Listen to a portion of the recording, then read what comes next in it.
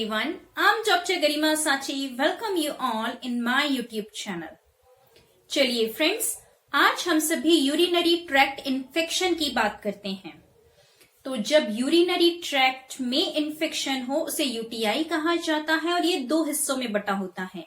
या तो lower urinary tract infection होता है जिसमें ब्लैडर और यूरिथ्रा आती हैं। ब्लैडर के इन्फेक्शन को, उसके इन्फ्लामेशन को सिस्टाइटिस कहा जाता है। और जब किडनी अफेक्टेड होती है या किडनी में इन्फेक्शन होता है उसे पाइलोनेफ्राइटिस कहा जाता है। फ्रेंड्स, उसके पहले यदि आप सभी ने हमारा चैनल सब्सक्राइब नहीं किया है तो सब्सक्राइब कर दीजिएगा, बेल आइकन प्रेस कर दीजिएगा ताकि आप सभी को हमारे वीडियोस के अपडेट टाइम टू टाइम मिलते रहें। और इस वीडियो को लास्ट तक जरूर देखिएगा। इसके लास्ट में हम आपको कुछ होम्योपैथिक मेडिसिन के बारे में बताएंगे जो कि इस यूटीआई को क्योर करने में काफी हद तक हेल्पफुल हो सकती है। तो चलिए आइए जानते हैं हम इसके लक्षणों के बारे में। जेनाइटल रीजन में खुजली होना या इचिंग होना, साथ ही साथ यूरिन करते वक्त, यूरिन करने के बाद जलन होना और बहुत सिवियर बर्निंग होती है यूटीआई के केसेस में। तो पेशेंट यही कंप्लेन करता है कि जब भी यूरिन के लिए जाते हैं तो बहुत बर्निंग होती है, इचिंग मिलेगी, बर्निंग मिलेगी, पेन मिलेगा, यूरिन पास करना बहुत डिफिकल्ट हो जाता है और साथ ही साथ यूरिन की फ्रीक्वेंसी बढ़ जाती है। बार बार बाथरूम के लिए जाना पड़ता है, यूरिन पास करने जाना पड़ता है। इवन ब्लैडर एम्प्टी रहेगा तब भी उसे अर्ज होगी कि उसे यूरिन के लिए जाना है। जब लोअर यूरिनरी ट्रैक्ट इन्फेक्शन होता है तो उसका क्लासिकल सिम्टम है उसी के साथ उसका जी मचलाना, नोजिया होना। और यदि अपर यूरिनरी ट्रैक्ट इन्फेक्शन हो तो उसका क्लासिकल सिम्टम है फ्लैंक पेन होना, मीन्स कमर पे दर्द होना।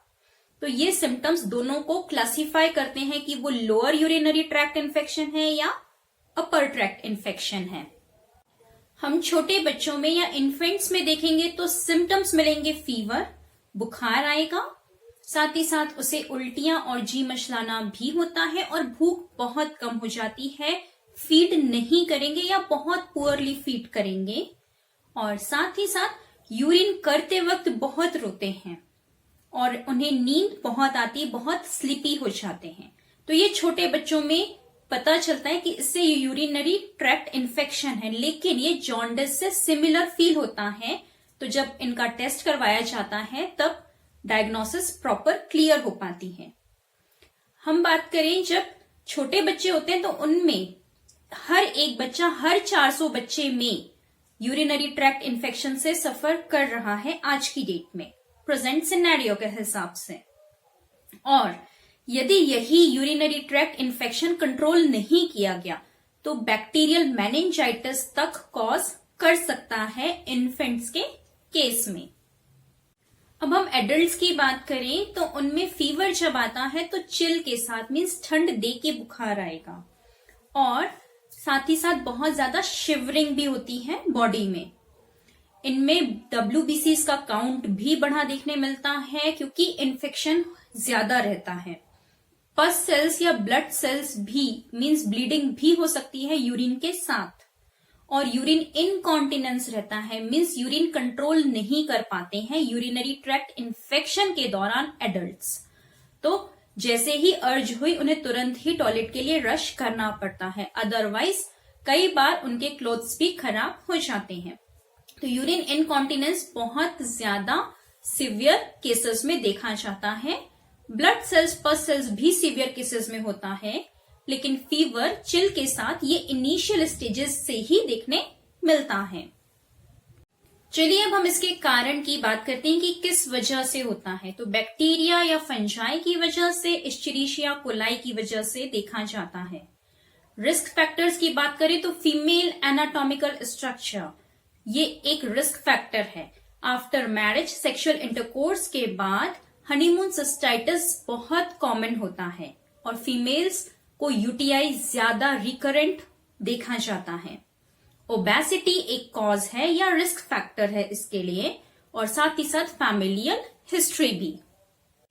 फीमेल ज्यादा प्रोन है instead of males.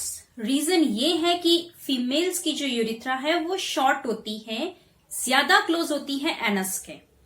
And second thing, after menopause oestrogen का लेवल डिक्रीज हो जाता है तो वेजाइनल फ्लोरा का लॉस होता है, और इस वजह से जो यूटीआई है वो रिकरेंट होता है। मेल्स में देखें तो जिनमें क्रॉनिक प्रोस्टेटाइटिस की प्रॉब्लम है, मींस प्रोस्टेट ग्लैंड का इन्फ्लामेशन या इन्फेक्शन बहुत लंबे समय से चल रहा है, उन मेल्स में यूटीआई ज्यादा देखा जाता है। और एज के साथ भी यूटीआई का रिकरेंसी बढ़ता जाता है और रिस्क फैक्टर भी इंक्रीज होता है। फैमिली हिस्ट्री के अलावा जिनमें डायबिटीज की हिस्ट्री है और फैमिली में भी जिनमें डायबिटीज की हिस्ट्री है, उन केसेस में भी यूटीआई ज्यादा देखा जाता है। अब हम बात करें इसके डायग्नोसिस की, तो यूरिन का एग्जामिनेशन किया जाता है, रूटीन एंड माइक्रोस्कोपिक। उसमें आरबीसीज की प्रेजेंस देखी जाती है कि कहीं यूरिन में ब्लड तो नहीं आ रहा है। साथ ही साथ डब्ल्यूबीसीज काउंट इंक्रीज है तो पता चलता है कि वो एक्यूट इन्फेक्शन है या क्रॉनिक, डब्ल्यूबीसीज के थ्रू पता चलता है।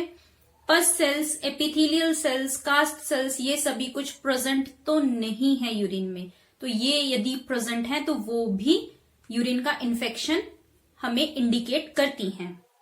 अब हम बात करते हैं इसके प्रिवेंशन की। तो कम पानी पीने की वजह से भी यूरिन इन्फेक्शन होता है। साथ ही साथ यदि पर्सनल हाइजीन मेंटेन ना की जाए तो भी यूरिन इन्फेक्शन देखा जाता है। तो पर्सनल हाइजीन मेंटेन करना बहुत जरूरी है। अब हम बात करें इसके ट्रीटमेंट की, तो एलोपैथिक ट्रीटमेंट में एंटीबायोटिक्स या ट्रॉपिकल क्रीम्स दी जाती हैं एप्लीकेशन के लिए। चलिए फ्रेंड्स, अब हम इसके होम्योपैथिक कॉज, होम्योपैथी द्वारा क्योर्ड केस और साथ ही साथ कुछ होम्योपैथिक मेडिसिन की बात करते हैं जो कि इसे क्योर करने में काफी हद तक हेल्पफुल हो सकती है। तो पहले हम जानते हैं होम्योपैथिक कॉज के बारे में। तो टेरिटोरियल कॉन्फ्लिक्ट, ये इसका होम्योपैथिक कॉज है कि पर्सन अपनी टेरिटरी को मार्क नहीं कर पा रहा है तो उसे यूरिनरी ट्रैक्ट इन्फेक्शन होता है। राइट साइड में तब होता है जब वो इनर टेरिटरी को मार्किंग ना कर पाए, और लेफ्ट साइड में जब वो आउटर टेरिटरी को मार्किंग नहीं कर पा रहा है। मीन्स यदि ये मेरा घर है और इस पे मुझे अधिकार नहीं मिल रहा और मुझसे अधिकार कोई छीन रहा है, मुझसे मेरे अधिकार छीन लिए गए मेरे घर में, वो होता है टेरिटोरियल कॉन्फ्लिक्ट। घर का हो सकता है, किसी पर्सन पे हो सकता है, तो ये फीलिंग आना, दिस इज टेरिटोरियल कॉन्फ्लिक्ट। चलिए अब हम हमारे एक क्योर्ड केस के द्वारा जानेंगे कि urinary tract infection homoeopathically curable है या नहीं। एक पेशेंट, फीमेल पेशेंट थी जिनकी एज 24 इयर्स के लगभग, बहुत ज्यादा सिवियर यूटीआई और एक्यूट इन्फेक्शन था। तो उनकी यूरिन 2 स्प्लिट में होती थी। जब वो पास करती थी तो अलग अलग 2 धार में उनकी यूरिन निकलती थी। साथ ही साथ बहुत पेनफुल था यूरिन के टाइम पे, उनको बहुत सिवियर बर्निंग थी, ईचिंग होती थी और इतनी बर्निंग थी कि उनसे कंट्रोल नहीं हो रहा था, मीन्स अनकंट्रोलेबल और बहुत सिवियर पेनफुल था। जब उनका ओवरऑल केस लिया तो उनके सिम्टम्स थे बहुत एग्जेजरेटेड नेचर, मीन्स जरा सी बात में बहुत ज्यादा हंसना, बहुत ज्यादा बात करना, हर चीज में एग्जेजरेटेड उनका रिस्पॉन्स रहता था। और उन्हें एक डबल एग्जिस्टेंस की फीलिंग थी। नई नई शादी हुई थी तो उन्हें लगता था कि मैं मायके और ससुराल में बट गई हूं, मैं दोहरी जिंदगी जी रही हूं। तो उन्हें ये फीलिंग आती थी कि मैं एक डबल लाइफ जी रही हूं। आधा से ज्यादा ध्यान उनका मायके में रहता था और उतना ही वो ससुराल में। अटैचमेंट उन्हें दोनों फैमिली में था, लेकिन उन्हें फील होता था कि वो डबल लाइफ जी रही हैं। वही चीज फिजिकल लेवल पर हमें मिली कि वो स्प्लिट में 2 धार में यूरिन का पास आउट होना। ओवरऑल केस के बाद रूब्रिक लिया गया, delusion she has double existence. Cannabis sativa 200 दी गई उन्हें और वो तुरंत ही मीन्स 3 से 4 दिन में पूरी तरह से क्योर हो गई। और उनकी यूरिन की बर्निंग, जब सुबह मॉर्निंग में मेडिसिन दी तो शाम तक वो बर्निंग पूरी तरह से जा चुकी थी। तो होम्योपैथी फास्ट वर्क भी करती है। हर किसी को लगता है होम्योपैथी पुरानी बीमारियों के लिए है या धीरे वर्क करती है, तो ऐसा नहीं है। एक्यूट केसेस में इसके रिजल्ट फास्ट हैं। चलिए फ्रेंड्स, अब हम कुछ होम्योपैथिक मेडिसिन की बात करते हैं जो कि इस यूटीआई को क्योर करने में काफी हद तक हेल्पफुल हो सकती हैं। तो पहली मेडिसिन है कैंथारस। इसमें इनटॉलरेबल अर्जिंग होती है यूरिनेशन की, मीन्स बार बार यूरिन के लिए जाना है ऐसा लगता है। ड्रिबलिंग भी होती है यूरिन की, और यूरिन जब निकलती है तो ऐसा लगता है उस एरिया को उसने स्कैल्ड कर दिया हो, पूरा का पूरा छिल गया हो, और जलन भी होती है। और जलन जो है वो बहुत सिवियर होती है। खड़े होने में, चलने में इसे बहुत तकलीफ होती है पेशेंट को। और साथ ही साथ ऐसा लगता है कि जो ब्लैडर का नेक है वहां पर बहुत ज्यादा सिवियर बर्निंग है। हम बात करें इसकी मेंटल सिम्टम्स की, तो बहुत ज्यादा एंक्शियस रहता है पेशेंट, रेस्टलेस रहेगा, हमेशा ल्यूट सॉन्ग्स गाता है, नॉर्मल सॉन्ग्स वो कभी नहीं गाता, और साथ ही साथ कुछ ना कुछ काम करने की कोशिश करता है, लेकिन किसी भी काम को कंप्लीट करने की इसकी आदत नहीं रहती। इसे ऐसी फीलिंग होती है कि जैसे बिस्तर उठ रहा है, डिल्यूजन होता है इसे कि बिस्तर उठ रहा है या रेज्ड है, वो ऊपर सोया हुआ है थोड़ा।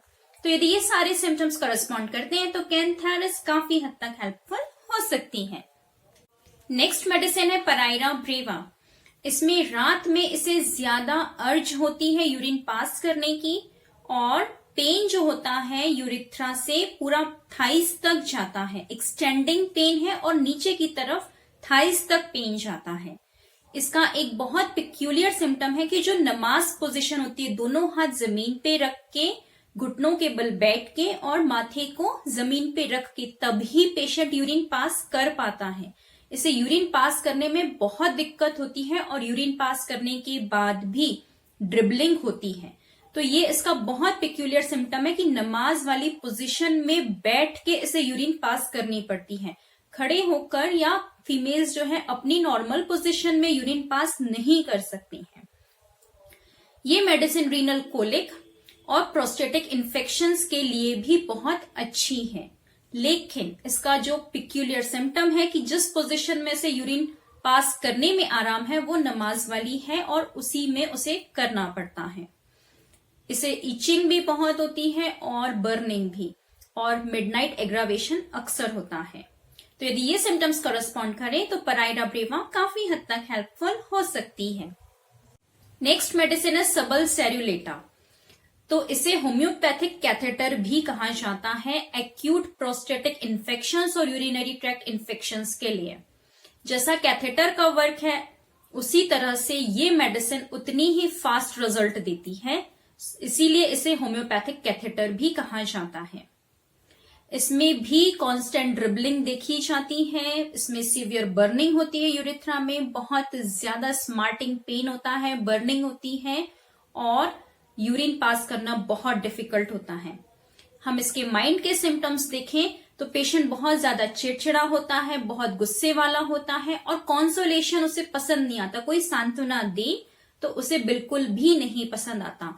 सांत्वना देना उसके लिए एग्रावेशन करना है, और नींद में चौंक कर उठने की आदत होती है। तो यदि ये सिम्टम्स करस्पॉन्ड करते हैं तो सबल सेरुलेटा काफी हद तक हेल्पफुल हो सकती है। नेक्स्ट मेडिसिन है बर्बेरिस वल्गैरिस। तो जब पेशेंट यूरिन पास करता है उस दौरान और यूरिन पास करने के बाद भी उसे जलन होती है। यूरिन पास करने के बाद उसे ऐसा फील होता है जैसे कुछ यूरिन रह ही गई हो अंदर, और वो बहुत ज्यादा उसे बर्न करती है। साथ ही साथ जब वो यूरिन पास ना करे तो उसे बहुत सिवियर बर्निंग होती है। तो बर्निंग उस वक्त ज्यादा होती है जब उसने यूरिन पास ना किया हो, होल्ड किया हो, नहीं जा पा रहा हो, तो उसे बर्निंग बहुत होती है।